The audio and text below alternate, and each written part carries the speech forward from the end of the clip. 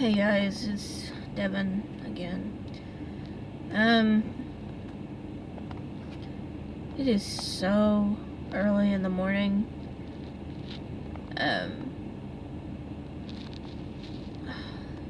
Well,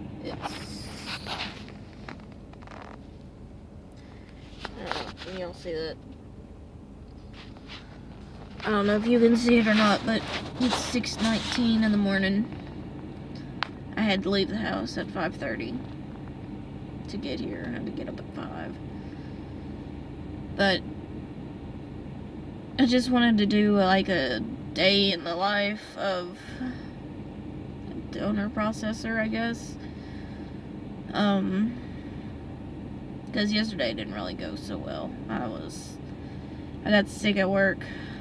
It was just awful. But what a donor processor does every day, day in and day out, it's a routine, repetitive job. You go into work and you open up your booth, a tiny little booth, which if you're claustrophobic like me, and get anxiety like I did yesterday. It gets to you because the booths are so close together. It's not good. Anyway, so once you open your booth, if there's any donors out in the waiting area, you call them back to your booth. You get their name, their date of birth, and their identifier. Could be their social, it could be their donor number. We go by the last 5 of the social. I don't know why, but we do. Anyway, and then you process them. You gotta check their arms for any bruising, rashes, needle marks, unexpected needle marks, actually.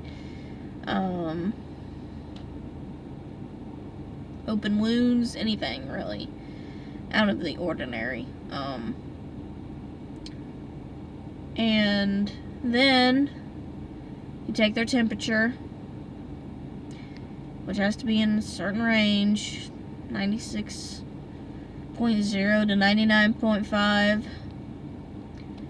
And then we take their blood pressure. Their blood pressure has to be at the top number, your systolic number, that's your top. It has to be between 90 and 180. And then the bottom number, the diastolic number, is 50 to 100. And then their pulse has to be between 50 and 100 also. And then once that's done, you have to prick their finger, like you're doing a sugar test, but you're not. You're gonna collect it in this little tube that's about this big, and that tube has I can't remember the chemical in it, but it makes it pull. It's like a vacuum. It pulls the blood into the tube. After that,